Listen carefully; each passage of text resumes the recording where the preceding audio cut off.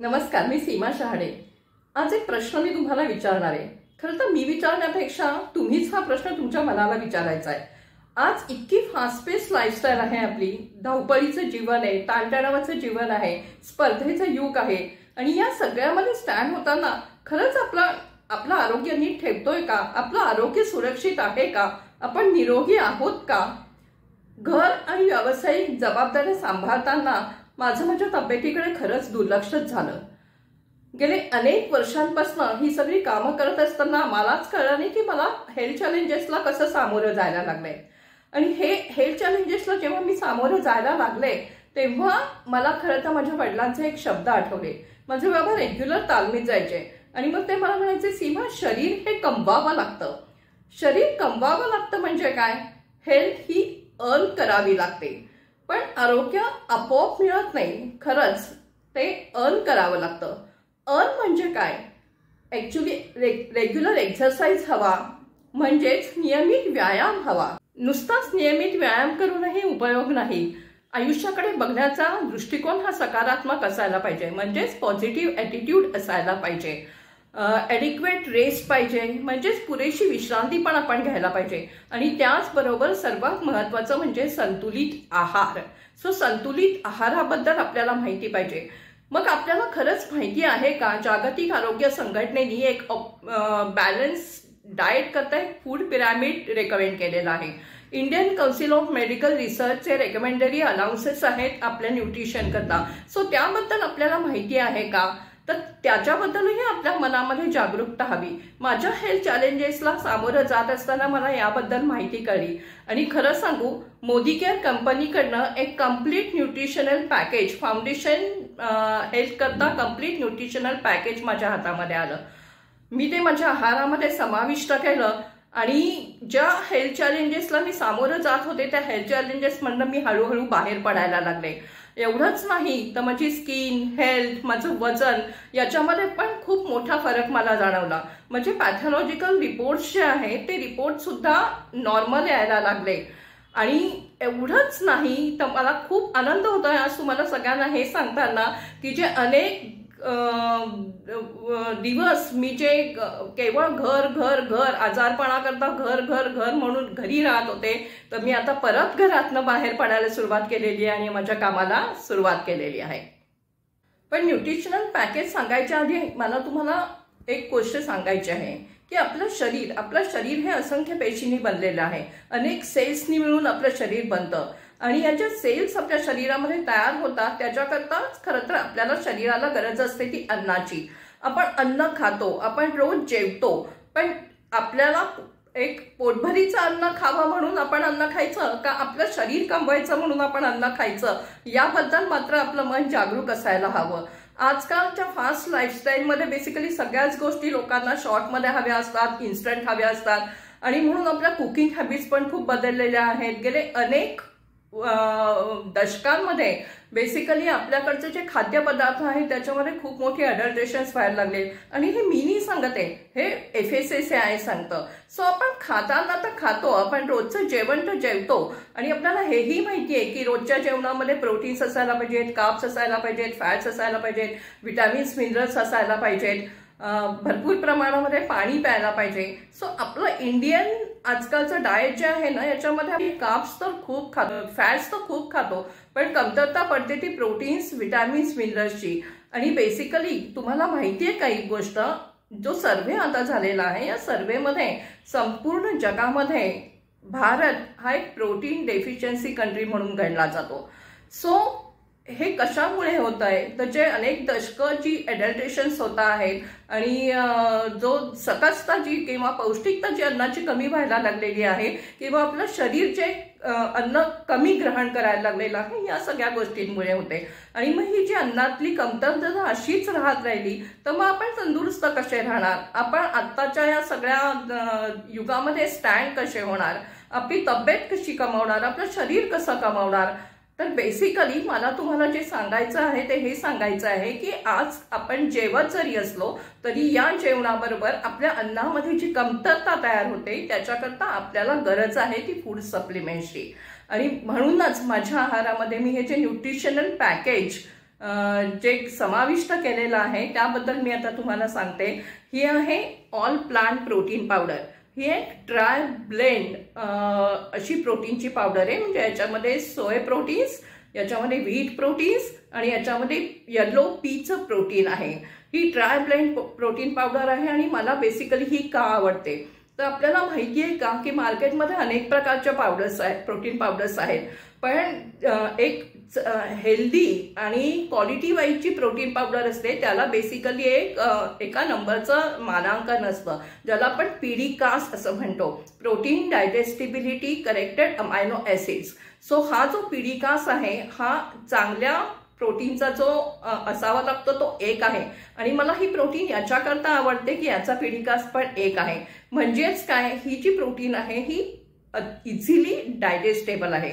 दुसरी गोष्ट ही with 9 essential amino acid युक्त असल्यामुळे हे एक कम्प्लीट प्रोटीन आहे.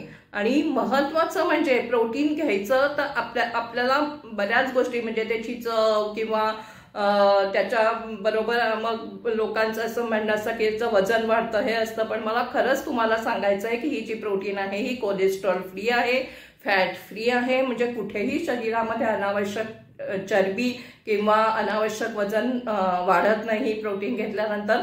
सर्वात महत्त्वाचं तर प्रोटीन म्हटलं की आपल्याला नेहमी आठवतात ते दूध आणि दुग्धजन्य पदार्थ, कारण त्याच्यामधूनच आपल्याला रोजच्या जेवणामध्ये प्रोटीन्स मिळत असतात. पण बरेचसे लोक असे असतात ना की ज्यांना दूध पचत नाही. सो ही जी प्रोटीन पावडर आहे ही लॅक्टोज फ्री आहे. त्याच्यामुळे ज्यांना दूध किंवा दुग्धजन्य पदार्थ पचत नाहीत अशा लोकांनी सुद्धा ही प्रोटीन पावडर आपल्या रोजच्या आहारामध्ये जे आहे हे आहारामध्ये घेऊ शकते. त्याच्यामध्ये जो एक स्कूप आहे या एक स्कूप मधनं 8.42 ग्रॅम्स एवढे प्रोटीन्स आपल्याला मिळतात. आणि ही आपले हार्ट हेल्थ करता पण चांगली आहे, आपल्या ओव्हरऑल इम्युनिटी करता पण चांगली आहे. आणि सर्वात महत्वाचं म्हणजे आपले मसल्समध्ये जी एनर्जी यायला पाहिजे त्याच्याकरता पण ही प्रोटीन पावडर एकदम बेस्ट आहे. आणि सर्वात महत्वाचं आहे मला एक प्रोटीन पावडर बद्दल तुम्हाला सांगायचं आहे की ही प्रोटीन पावडर जी आहे ही प्रोटीन पावडर इवन कुक केल्यानंतर सुद्धा याची न्यूट्रिशनल व्हॅल्यू कमी होत नाही. सो ही भाजली, शिजवली, तळली तरी त्याची न्यूट्रिशनल व्हॅल्यू कमी होत नाही. आणि याच्यामध्ये कुठलेही प्रिझर्वेटिव्स नाहीत, फ्लेवर्स नाहीत आणि याला टेस्ट नाही. म्हणजेच आपल्या आवडत्या कुठल्याही रेसिपीमधनं आपल्याला ही प्रोटीन पावडर घेता येते. आहारामध्ये नुसतं प्रोटीन घेऊन चालत नाही हो. प्रोटीन बरोबर आपल्या शरीरामधल्या अनेक चयापचयाच्या क्रिया बनवण्याकरता अजूनही आपल्याला काही न्यूट्रिएंट्सची गरज असते आणि ते म्हणजे व्हिटॅमिन्स, मिनरल्स. आपल्याला व्हिटॅमिन्स, मिनरल्स मिळतात भाजीपाल्यातनं आणि फळावळमधनं, पण आपण खरंच आपल्याला रिक्वायरमेंट जे आहे, रेकमेंडेड डायटरी अलाउन्स जो आहे तर तेवढ्या प्रमाणामध्ये आपण भाज्या किंवा फळं खाऊ शकतो का आणि ते पचवू शकतो का तर नाही. सो प्रोटीनला पूरक म्हणून जी न्यूट्रिएंट्स अजून मायक्रो न्यूट्रिएंट्स म्हणून जी आवश्यकता असते ती व्हिटॅमिन्स, मिनरल्सची. सो आमच्याकडे बेसिकली व्हिटॅमिन्स, मिनरल्स आहेत. तर हे जे व्हिटॅमिन मिनरल आहे याचं इतकं बेस्ट कॉम्पोजिशन आहे. याच्यामध्ये 12 व्हिटॅमिन्स आहेत, 8 मिनरल्स आहेत, 6 फायटोन्यूट्रिएंट्स आहेत आणि 2 अमायनो ऍसिड्स आहेत. म्हणजे काय आपल्या शरीराला आवश्यक लागणारे व्हिटॅमिन, मिनरल्सचं पूर्णपणे एक कम्प्लीट पॅकेज या टॅबलेटमधनं आपल्याला मिळतं. नाश्त्यानंतर आपल्याला एक गोळी फक्त ही घ्यायची आहे, आपल्या आहारामध्ये समाविष्ट करायची आहे.